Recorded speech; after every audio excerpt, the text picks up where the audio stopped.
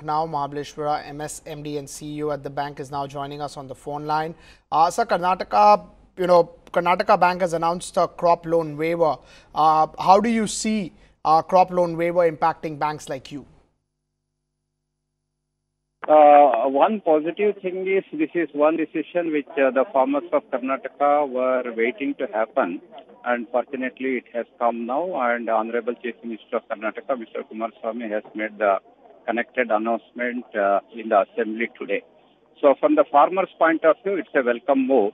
And from individual banks, do have the crop loan which was under stress. So in the short term, definitely it will help the banks to ease out that stress. So from that angle, definitely it is a welcome move because the farming community was in distress.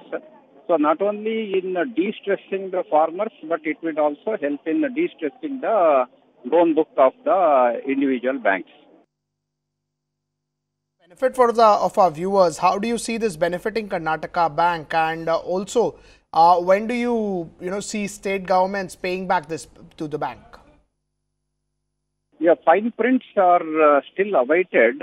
From the initial announcement, what we could gather is he had made an announcement of waiver of up to 2 lakhs per family, and the cut-off date is being 31st December 2017. And by that time, whoever the farmer had already paid it, then they will also be eligible for an incentive of rupees 25,000.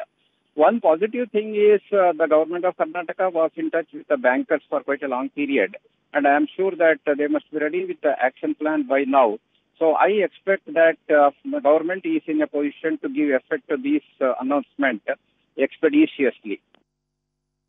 Would such measures not lead in rise in NPA going ahead, as it clearly hampers credit culture and is more, a moral hazardous? In the short term, this is credit positive because the farmers were in distress and they were seeking some help from the government. Long term, yes, definitely it may hamper the credit culture.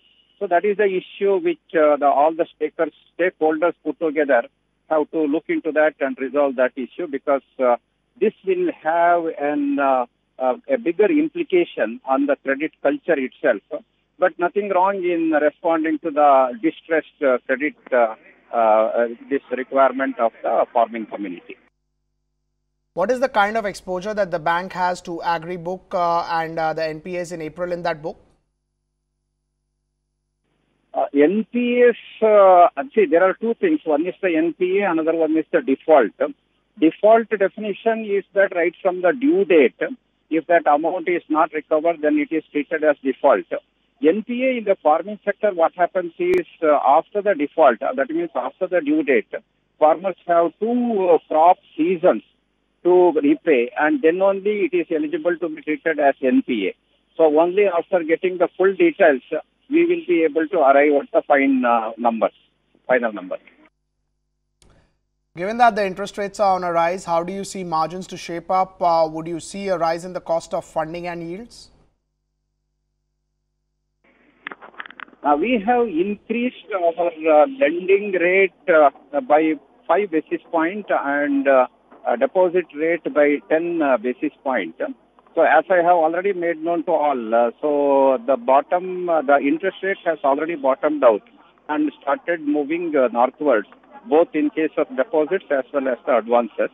So, but anyhow, the spread or the margin would remain same, because both the deposit and advances side, the corresponding changes would be made accordingly on monthly basis. Government has announced MSP hikes as well earlier. Do you see MSP hike would leading to higher inflation expectation, and hence you would expect RBI also to hike rates? May not be, because this is one of the farmer-friendly measures which has been being resorted for quite a long period. So on yearly basis or on season basis, the government is bound to announce the MSPs. So that is what they have done.